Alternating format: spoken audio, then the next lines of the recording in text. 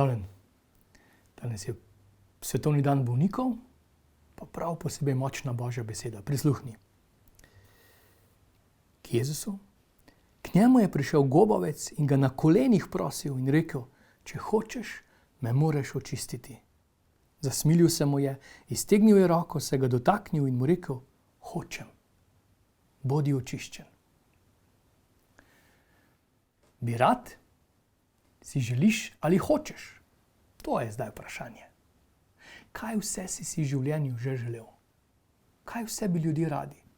Pri isti šolski uri sedita dva sošolca in gledata skozi okno.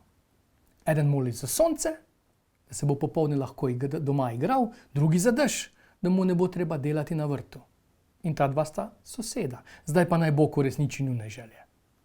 Si predstavljaš, če bi lahko slišal vse želje, ki jih ljudje sedaj izrekamo drug drugemu, nosimo v mislih ali v molitvi Bogu?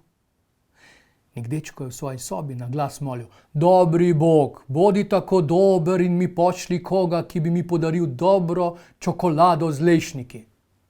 Pa pride mama v sobo in mu vpraša: zakaj tako glasno moliš? Saj Bog sliši naše molitve srca. Ja, Bog, že Bog, ampak babica v sosednji sobi s čokolado je pa bolj naglušna. Si kdaj v življenju že res prosil iz srca? Pa ne za čips, pa pomoč pri kontrolni. Čisto za res. Ker veš, je razlika med tem, kar se ti zdi fajn, kar bi rad, kar si želiš, in to, kar hočeš. Rad bi, da sije sonce, ampak na to nimaš vpliva.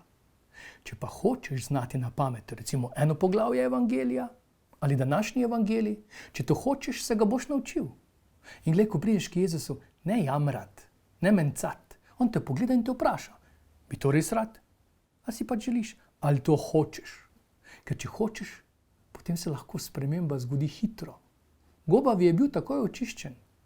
Ti si lahko hitro rešen kakšne razvade, kmalu si lahko iz žalostnega vesel, iz sitnega dobrohoten.